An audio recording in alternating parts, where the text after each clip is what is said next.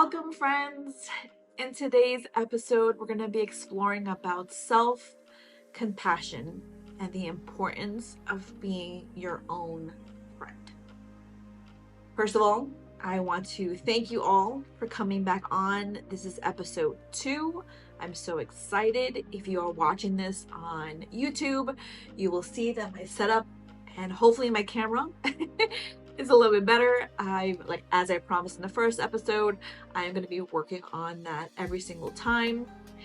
So you will see me looking down at my notes every once in a while because, like I said, I'm still getting comfortable with this. So I appreciate you guys coming along with me to actually come and just explore.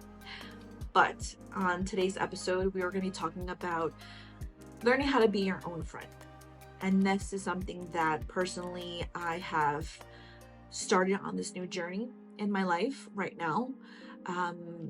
Because the fact that life has just been lifing, because life has been lifing, these are just certain things that you as a person on a self-learning, journey. They're so funny because I've actually, over the last probably about 4 or 5 years now, I have actually gone ahead and started to really be more aware of my surroundings.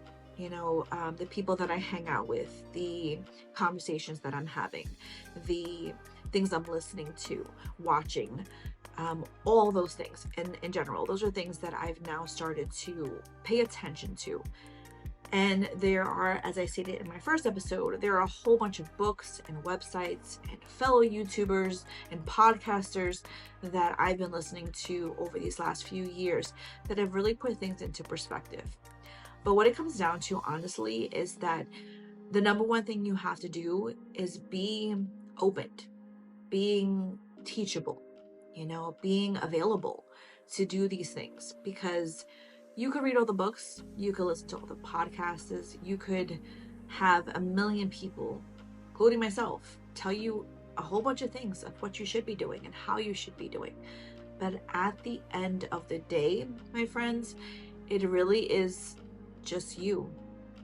And if you're not comfortable being who you are, if you're not comfortable in the skin that God has given you, then it's going to be really, really difficult.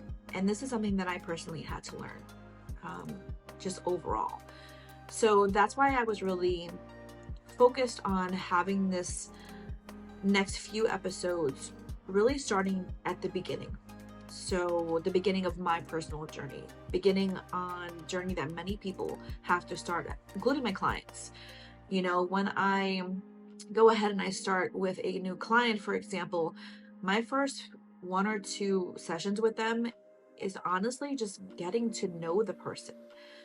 Start building that foundation, start laying down those bricks for trust, and if you don't do those with yourself, and then with a trusted friend or a wellness coach, then, you're not going to be able to really see the results that you're hoping for.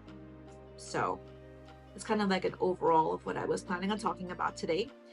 I'm hoping and praying that today's episode would be a little bit longer. As I stated, my first episode was shorter because I just wanted to have you guys get to know me, get to have a little touch of, who I am. So I'm a really big believer, like I said, I've listened to many podcasts and many books and things like that there's order that's needed in life. So I'll be doing, going forward on my podcast segments. I'm a big TV buff. I'm a big, like I said, reader, things like that. So having kind of like an organization or a segment, chapters or segment topics, really work really well for me, and it kind of helps to guide, and because some things may resonate with some people and some things may not, and I want to be able to allow for my listeners and for my viewers to be able to kind of take the nuggets of what they need, and apply them. So yeah, that's where we're going to be going here. So in today's episode, we are going to have 3 segments. Our first segment is going to be why be a friend to yourself. which is super important. And there's two components that kind of break into that. The next segment will be benefits of being a friend to yourself.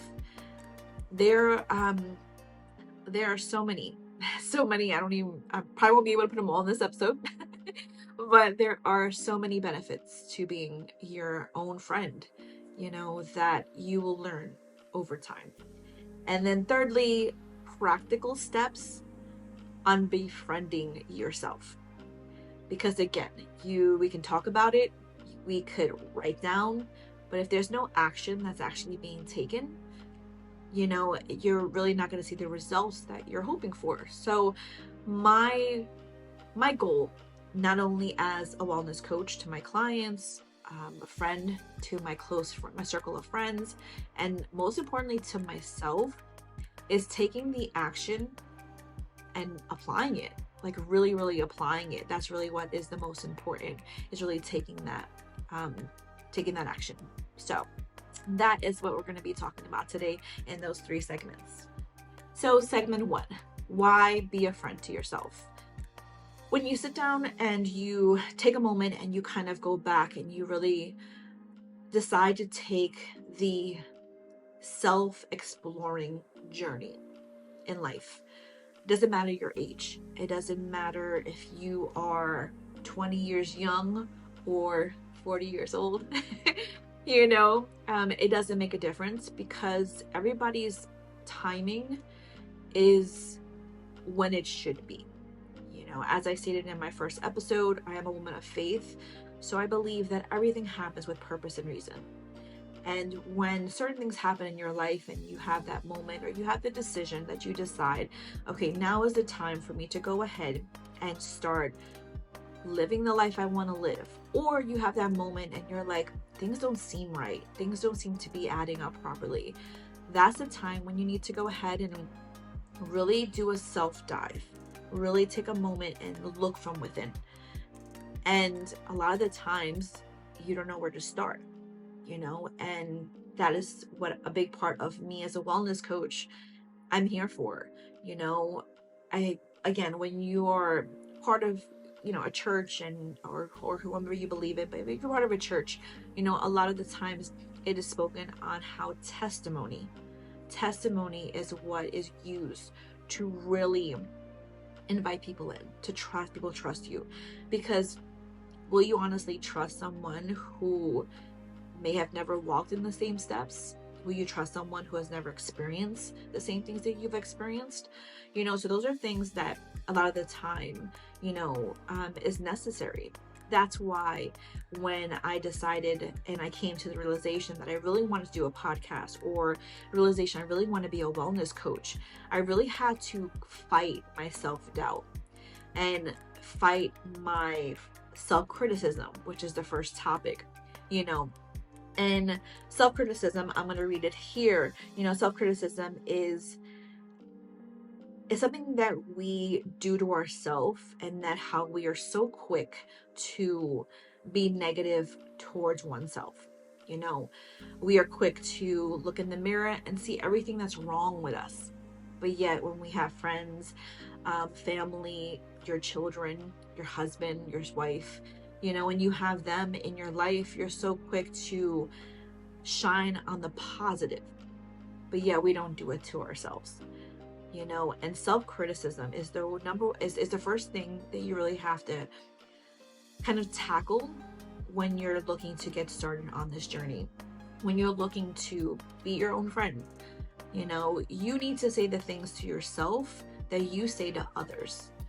You need to be able to look at yourself with a unjudgmental eye and see really what is beautiful about yourself, what is put together, by God, and that's something that a lot of people, including myself, really had a hard time doing.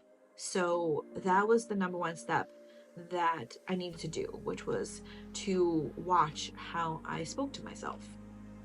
That leads into the second step, which is self-compassion. So self-compassion is something that, kind of goes hand in hand with self-criticism. You are real quick to criticize yourself, but yet at the same time, you're not as quick to be compassionate with yourself. Give yourself grace.